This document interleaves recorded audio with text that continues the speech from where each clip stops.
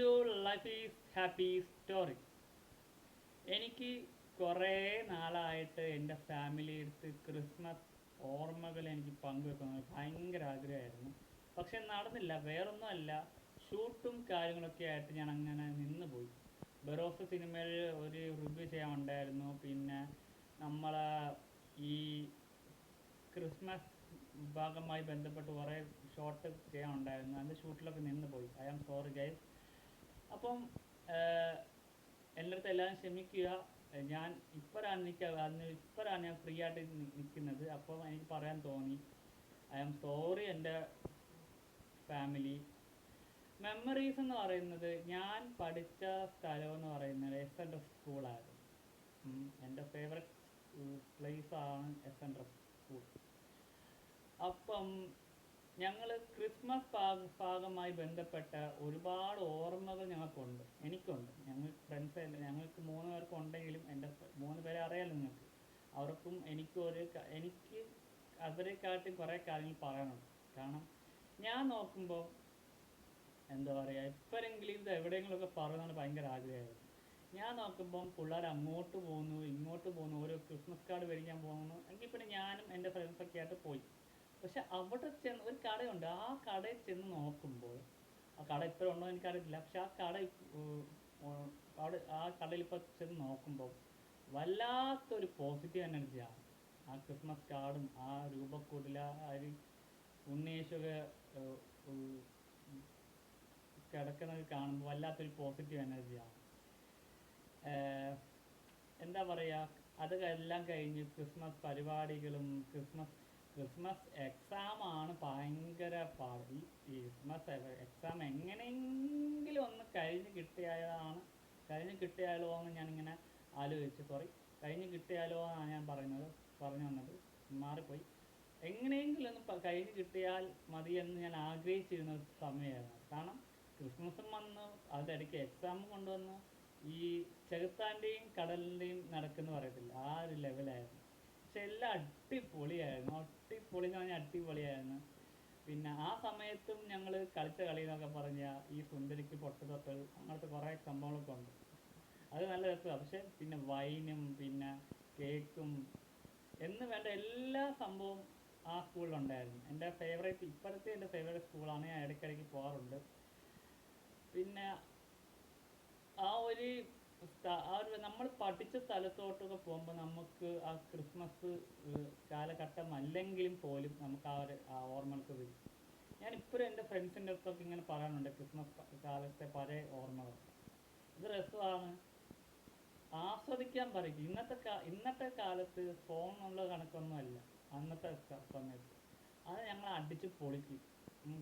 അന്ന് ഞങ്ങൾ 3 പേര് കയ്യിലും ഫോണില്ലായിരുന്നു. എൻ്റെ ഫ്രണ്ട്സ് നിങ്ങൾക്ക് അറിയാമല്ലോ, നിങ്ങളുടെ മുമ്പിൽ ഞാൻ ഇൻട്രൊഡ്യൂസ് ചെയ്തല്ലോ, പരിചയപ്പെടുത്തിയില്ല. അപ്പോൾ ഞങ്ങൾ 3 പേരും ഫോണൊന്നും ഇല്ല. പിന്നെ ഞങ്ങളുടെ കയ്യിൽ പൈസ കിട്ടിയാൽ ഞങ്ങൾ ചെയ്യുന്ന ഒരു കാര്യമുണ്ട്. ആ ക്രിസ്മസ് സമയത്ത് ഞങ്ങൾ കുറേ ഫുഡൊക്കെ അടിക്കാൻ പോയായിരുന്നു. ചായ കുടിക്കുക, ഒരു തട്ടുകടയുണ്ട്, ഒരു ബോണ്ടയും ചായയും കുടിക്കുക. അന്നത്തെ ഐറ്റം, ആ സ്കൂളിലെ ഐറ്റം എന്നൊക്കെ, ആ സ്കൂളിൻ്റെ വലിയൊരു ഭാഗമുണ്ട്. ആ അവിടുത്തെ ഐറ്റം എന്നൊക്കെ പറഞ്ഞാൽ ബോണ്ടയും വാഴക്കപ്പവും ഇതൊക്കെയായിരുന്നു. അതൊക്കെ നല്ല ഓർമ്മകളായിരുന്നു.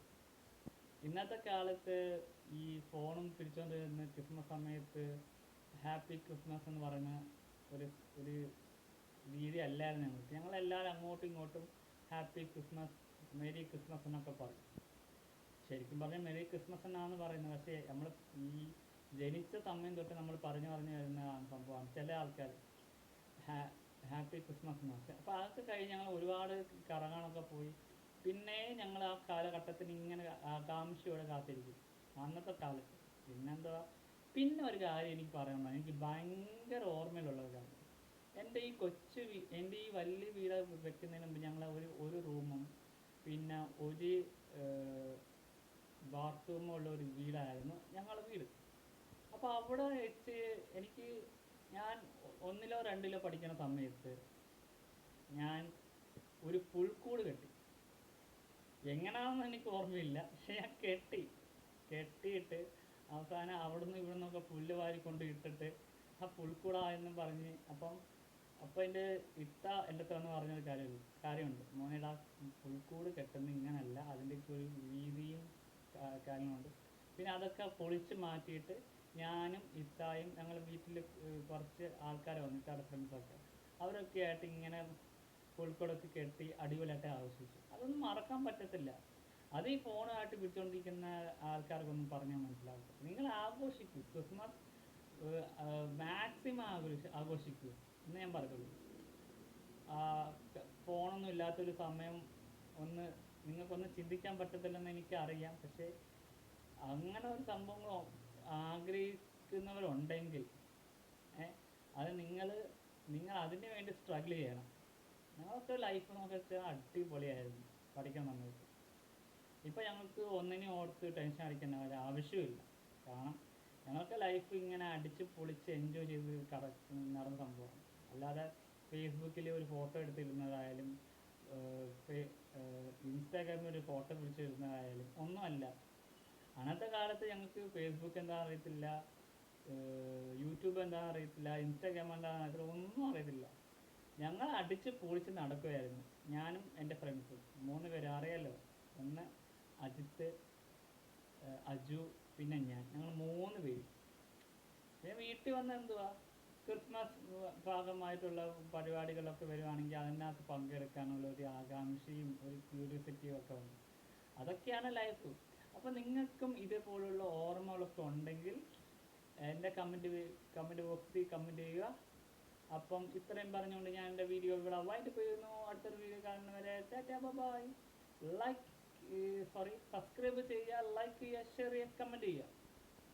അപ്പോൾ അടുത്തൊരു വീഡിയോ കാണുന്നവരെ love you all my family, love you all family, love you all family.